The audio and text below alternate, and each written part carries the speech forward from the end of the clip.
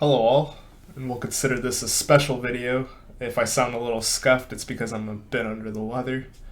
But I did want to give some thoughts with regards to not just the election, but to a bridge in Jünger and his text on the forest passage, particularly, of course, with the beginnings of the text where he critiques the electorate and what he calls the plebiscite or referendum in his time. And so if we were going to go right into it, if you will, he hones in on, the aspect of the voting booth where, in order to be a true dissonant, if you will, one doesn't actually partake in the voting process in an illegitimate state for the forest walker, as we'll talk about. Because for Jünger, this invigorates the Leviathan, as he calls as the state, because it gives the legitimacy of consent or the manufacturing of consent by participating even when you're voting against the Leviathan. He introduces the Leviathan bedtime story, or news broadcasting as he would refer to it. The bedtime story description that is meant to, of course, keep us in this antagonized, fear-based system for power within the state to ensure its continued use of legitimacy. And so the Leviathan state today is interesting to consider in his analogy of 98% in support of the Leviathan, whereas there's only 2% of the electorate who voted against it. And in today's world, one can draw an analogy to having a single party where it may appear that we have a choice, but the resources or direction is actually misguided towards the insurance of the Leviathan. And so you have a situation, perhaps, to use today as an example, where you have two distinct factions within the electorate who have different ways of going about the voting booth process itself and its machinery. If you can delineate between, one side choosing to vote a certain way as compared to the other, then this gives an undue advantage to how you could potentially control the electorate. And so Jünger offers up, instead of giving the Leviathan legitimacy by voting to express the dissatisfaction or the no, if you will, in other ways. He even uses graffiti as an example. And so when he looks in his critique of the ballot box, most conservatives today are afraid to even share with their own family who they plan on voting for, or your boss, or whatever the case may be. And so who are we to give the Leviathan information on our disdain for it, with such new legislation, or as he talks about with fingerprint testing. Why would we not share with our peers, our supposed equals, if you will, who we are voting for, but share with the Leviathan who we support?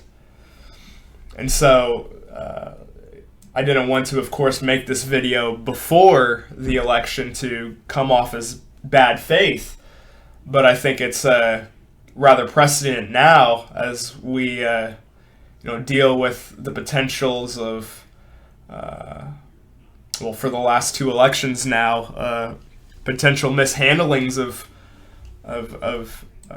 the election. But even if we were supposed to, or supposedly not to, entertain conspiracy theories, it's quite dubious that we see the funneling of money in the total of $9 million in the Alaska race, as compared to, rather prescient races such as in Arizona, where the toll was only $100,000 compared to the $9 million given in a one-party race. This is obviously a mishandling of funds, not just on a strategic blunder, if you will, but one of bad faith, I believe.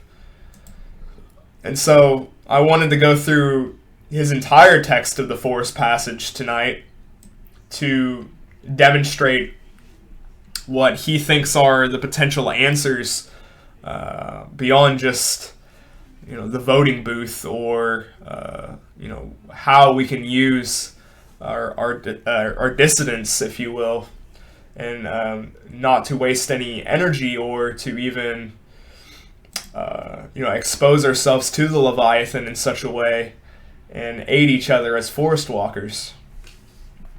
And so his dichotomy, which is rather interesting, is between the forest rebel, the worker, and the soldier, as different sets of dichotomies. The forest rebel is a sort of halfway point between the two, I believe.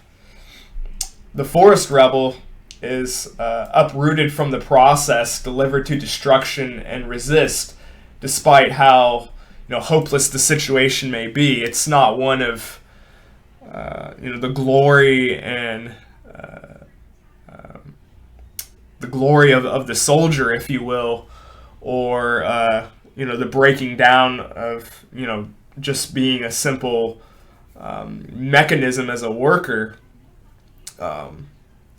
This is the call for actual freedom, to oppose automation and to oppose fatalistic attitudes.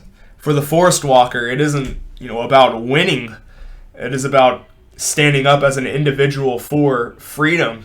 And so how he would describe us going about that, of course, is through art, philosophy, and religion, or as he'll call, he makes a sort of dichotomy difference between religion and the religious spiritual attitude, and theology, which is more or less an institution, an unfit one, as we'll see as well. And so if we were going to hone in on art, the individual, the conflict against the technical collective, the characters and authorship of what Heidegger, of course, would call the creation of these different worlds. Jünger and Heidegger, could be interesting to part here that they did exchange formalities, exchanged letters, and in fact over the forest passage. There's been some interesting content that I've seen before with regards to that. So while he, as we'll see with other thinkers, wasn't a direct descendant of Heidegger, he clearly is influenced by him, especially in this passage. So in a way, there's some synchronism here with us ending Heidegger on the channel and making this Jünger video now, because he obviously has a great wealth of knowledge with Heidegger's teachings and philosophy. And so Jünger, I think, offers one of the most interesting metaphors for the praxis of technology, with the example of the Titanic. Now, of course, everyone knows the story of the Titanic. And so he draws a distinction between, the idea of, someone like Charles Dickens's suffering and the descriptions of hardship, of poverty, of immediate poverty, if you will. This, of course, is to the wayside in the modern world with commercial food and technology.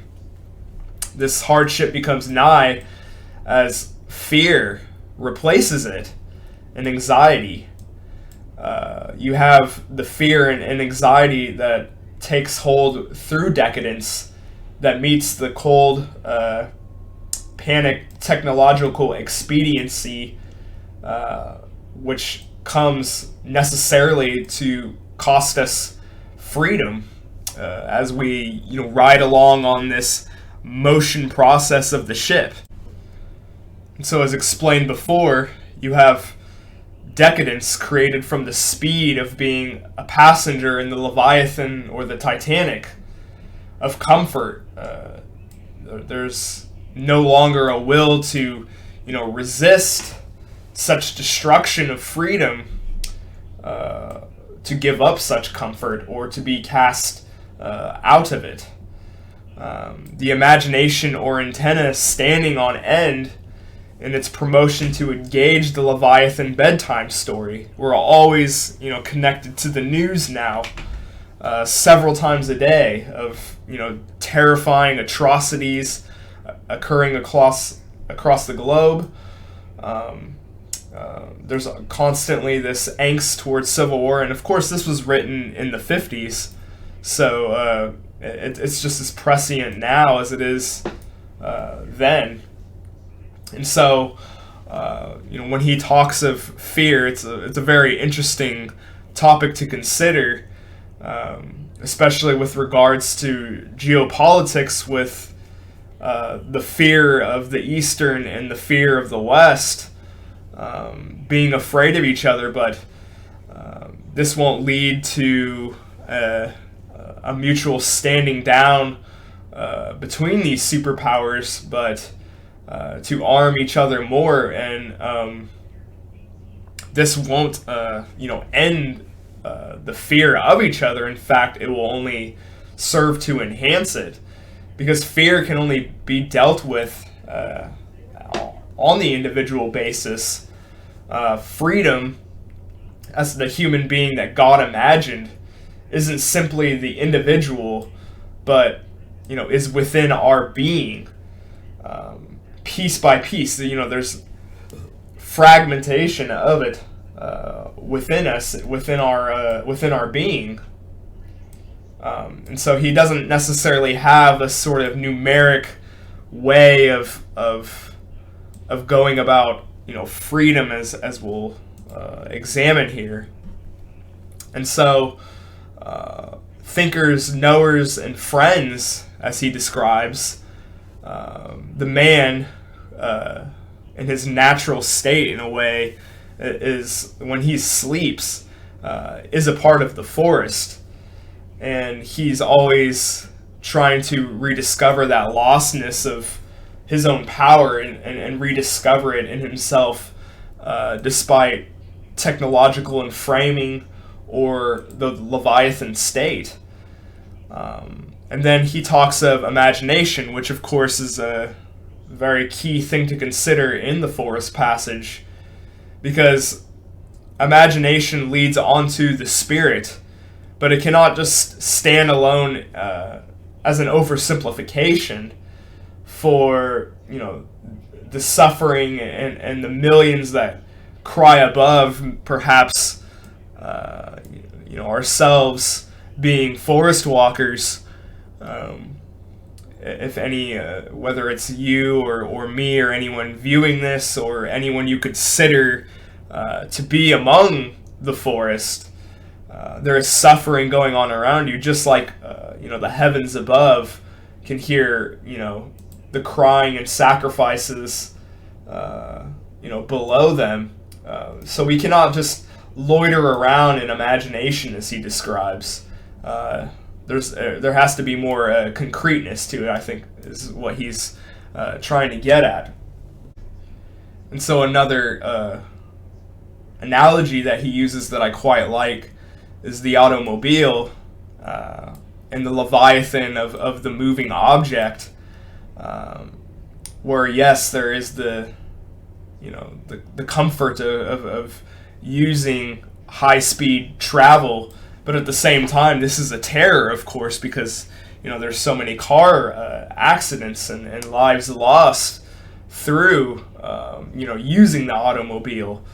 And so it actually, becomes one insofar as, it just takes one split second to go from comfort to, the wreckage of the Titanic, of course, as he talked of. And so myth, as we go along, myth and the arts are a constant rediscovery of being that is timeless. Only a small fraction, though, are able to operate through the lies and able to interpret truth events, as we talked about with Heidegger. Only the small are endowed with, the energy or the force to be able to actually withstand catastrophe. And then thus one reflects. So reflection is a critique of the current present, and of course later is the retrospection. And so those who choose danger, as we'll see, many people do not actually value freedom over comfort. Only the rebel does. And so the ship, going back to that Titanic metaphor, represents being in time where the forest is timeless and the ship is the temporal comforting aspect. The moving and technical power for the individual gains. Jünger suggests that, one day you can wake up, though, in this Leviathan state and be excluded from this comfort. It can just be pulled out from under you. And there's something to be said about Agamben and of being left out in that bare life, if you will, out of the system that provides comfort or warmth, and to be excluded.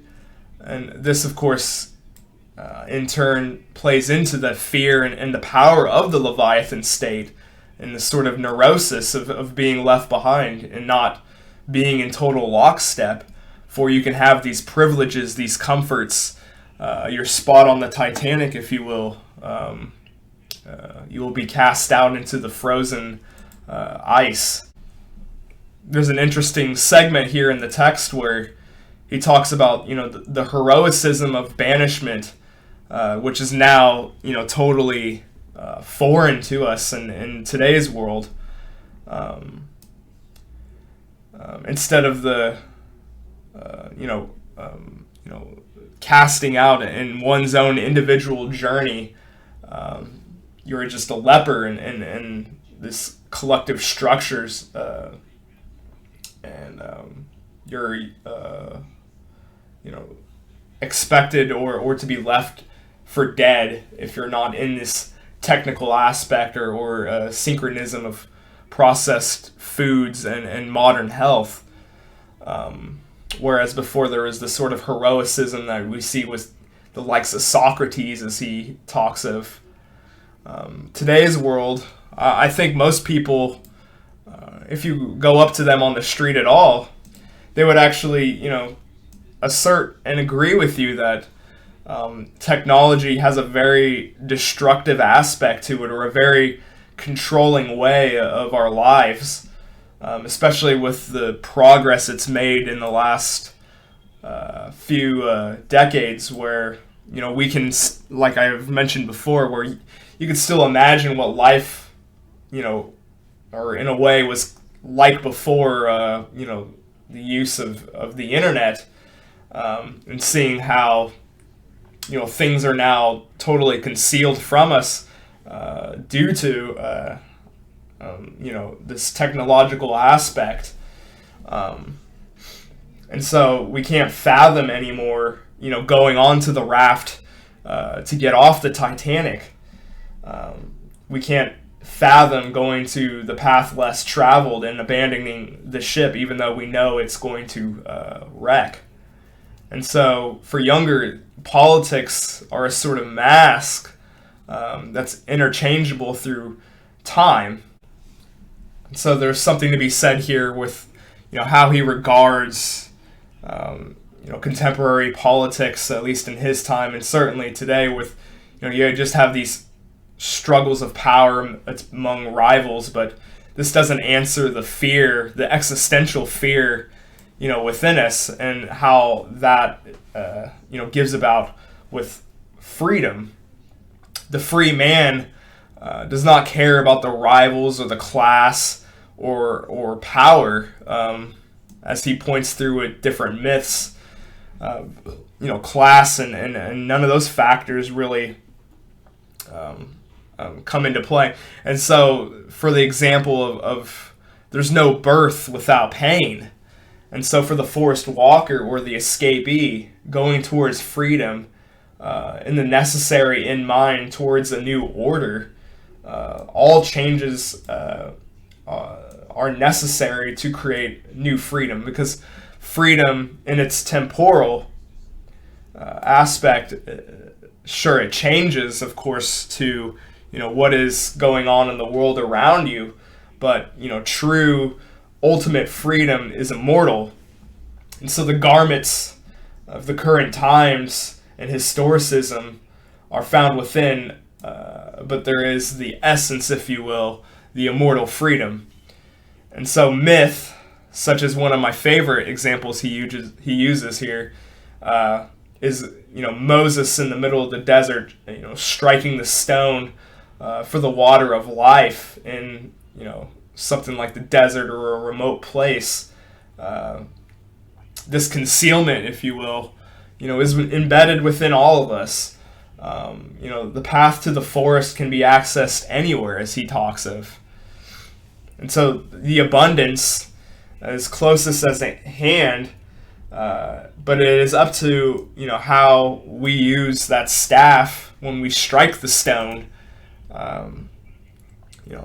The way we use it, or could be perhaps turned against us.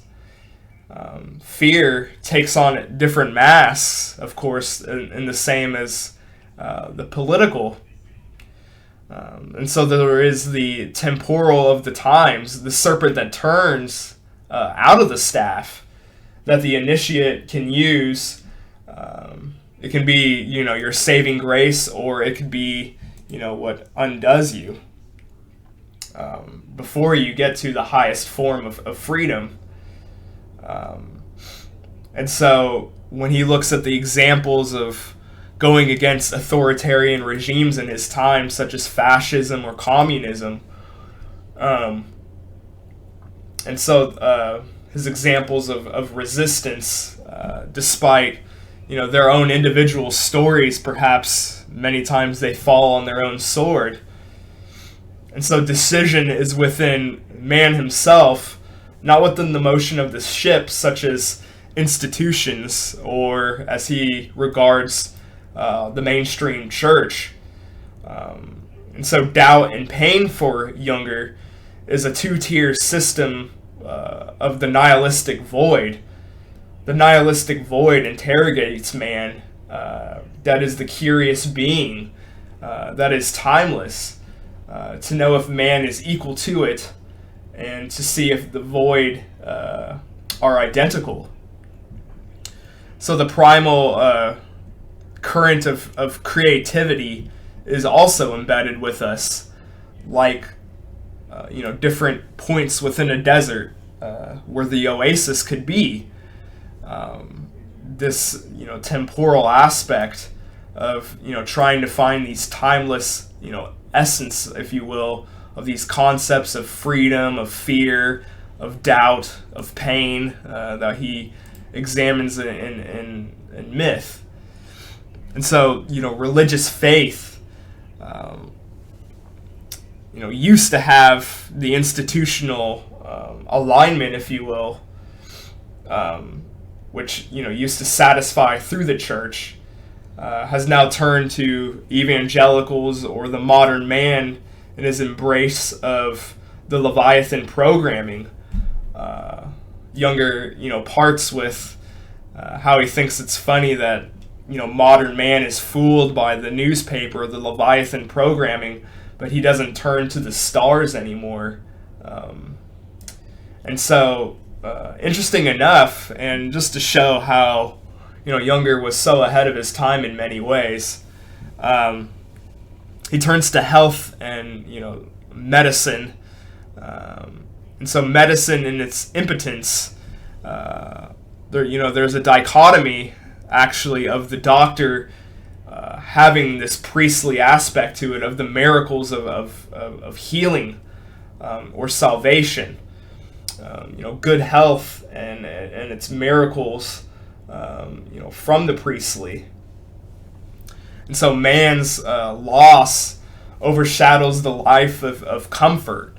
And so he's, cast into this Kafkaesque underworld where one, trades a long life of increasing life expectancy under science or the modern world and his decadence.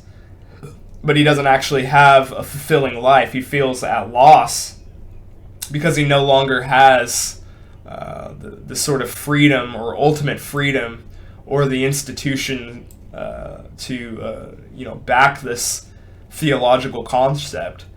And there's a very interesting point where he talks about the spirited atheist who, in many ways, in prior instantiations of him, with the likes of Gnosticism and whatever the case may be, actually was more in tune than the man of the crowd in the modern world in his questioning.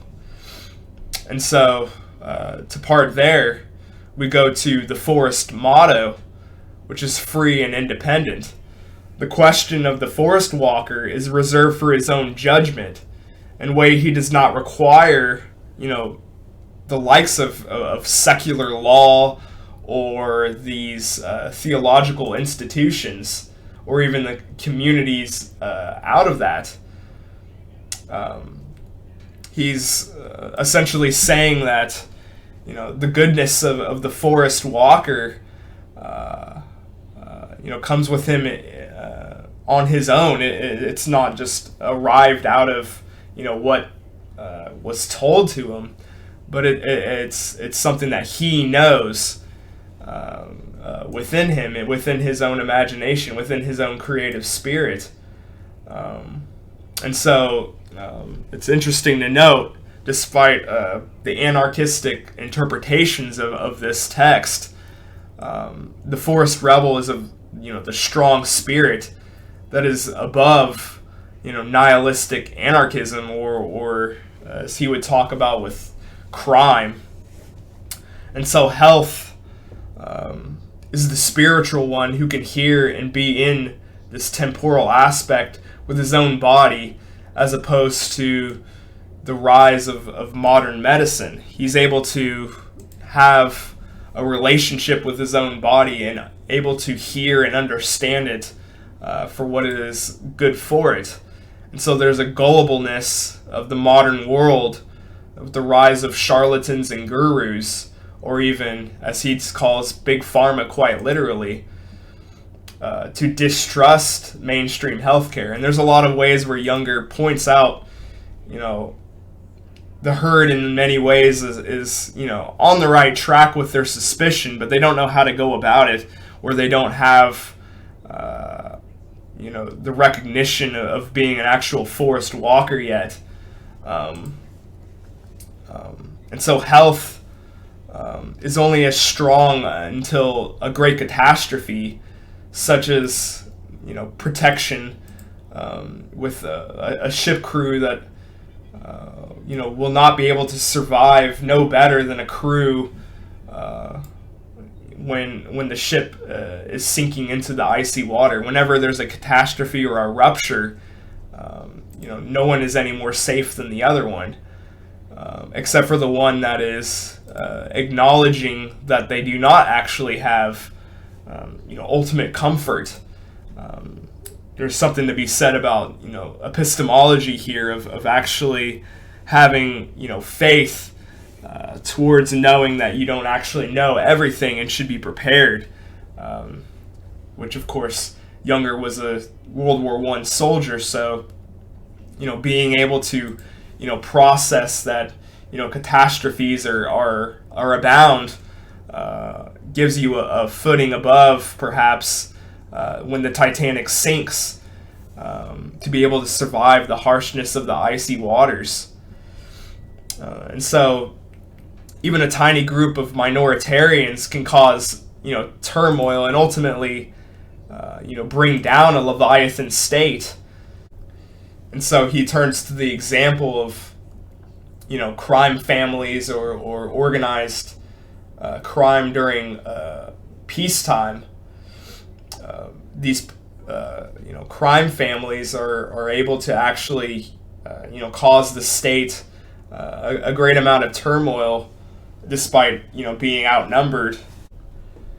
What he romanticized with the Icelandic home, the sacred temple, if you will, of the father. This was totally eroded away, of course, under the fascistic regime in Berlin, where millions of people gave up the sacredness of the home. And so when you have long periods of peace, this gives the illusion or casts away that the family father fulfills the sacred of the home with his acts and not with just written constitutional government referendums, if you will. And so the forced passage can be realized anywhere against vastly superior forces in military history, of course. The rebel is not a soldier, even when the outlook is hopeless. And so the forest is everywhere, hiding behind the masks of profession or in the urban sprawl of the city or the desert where resistance is put into practice. But perhaps where his location is, of course, is always with regards to wherever the enemy Leviathan state is, for he knows the backyard best. The walker, in that regard, waits and is patient until the Leviathan is weakened, as what happened with Napoleon in Spain. He knows not powerful combat or even has the tools for it, but knows the cracks of the armor of the enemy because he recognizes his own state. Fear can be tamed with the practice of understanding one's own role in the face of catastrophe, just as drill practicing in that sort of soldier military way. And then, of course, he turns to the military component of this text, becoming technical itself with the worker away from the soldier. The masses shift into technical forms of morality, of course, due to state programming. The rebel reserves the right to judge himself to what he contributes to those sacrifices for freedom.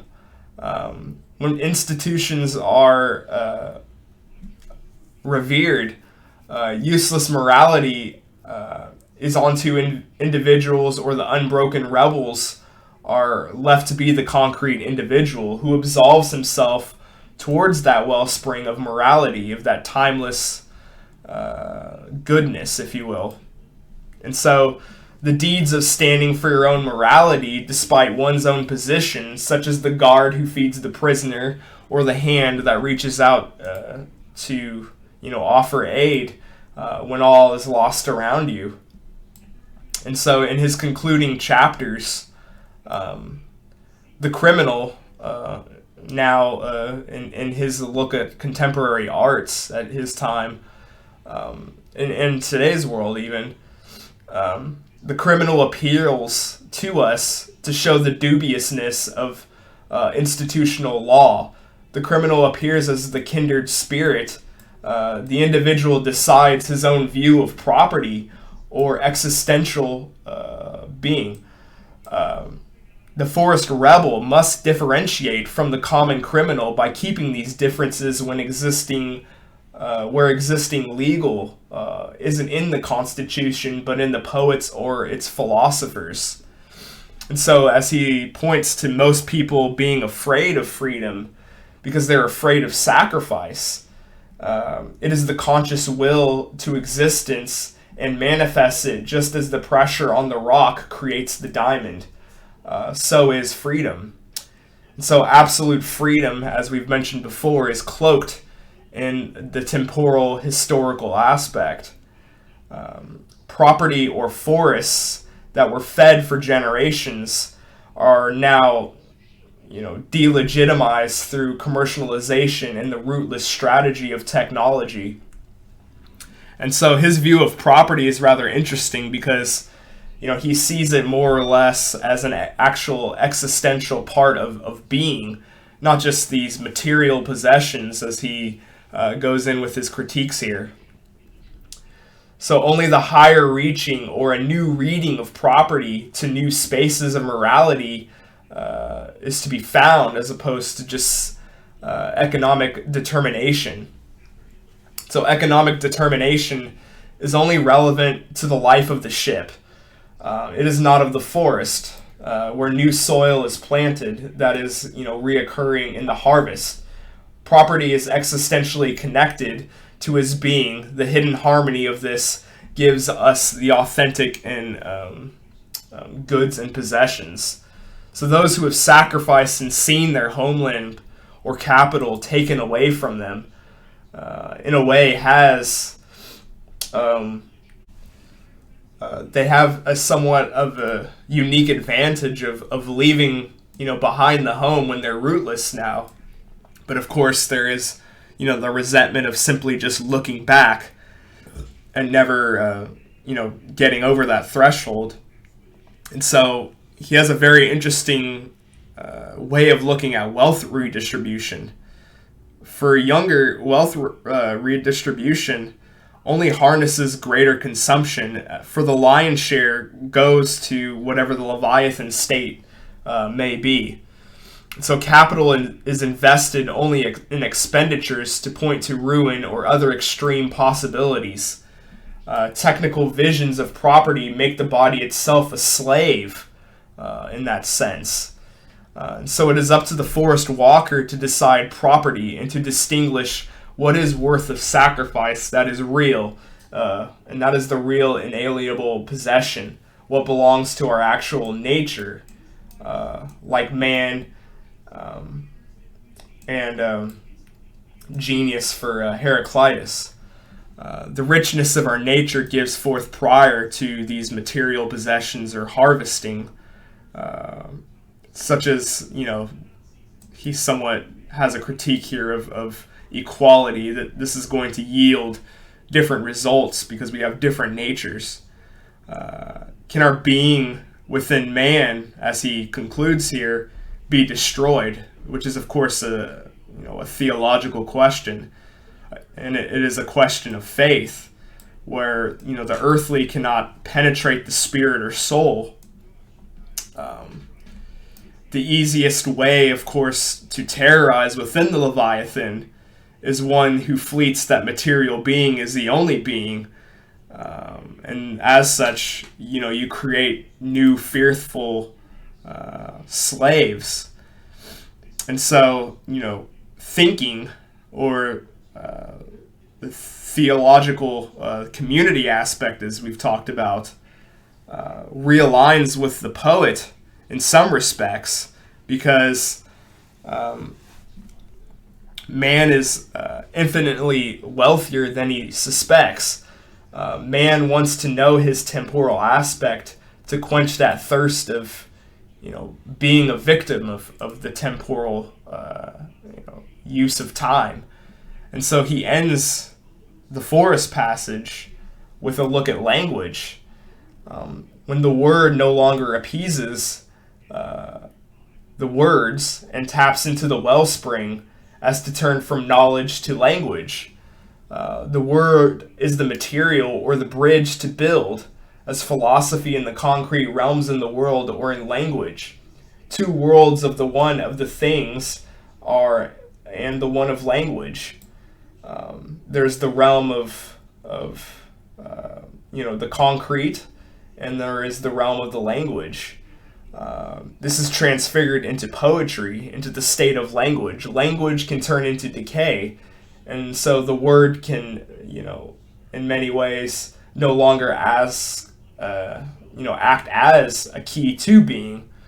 And so language moves in silence, just as an oasis forms, just like the timeless garden, to guide us through the forest, through the act of the poet or the artist or the philosopher. And so I wanted to, end here by, looking at our political situation as we turn. The voting booth likely is no longer, or if ever, in some regards, was the answer for the problems we face, and in many ways we actually legitimize the Leviathan state that we find ourselves in. But nonetheless, we still have the choice to, instantiate, what is our ideas of sacrifice and how that could lead us as forest walkers into, being itself, and to interrogate, what is our being? How do we get onto the raft before the Titanic sinks? These are all questions that Jünger asks us within this text, and I hope you guys enjoy it and consider it. Again, sorry for a bit of a nasally voice on this one, since I'm not feeling as well as I usually would. But I hope nonetheless you still enjoyed it, and like, comment, and subscribe, and I'll see you for the next lecture.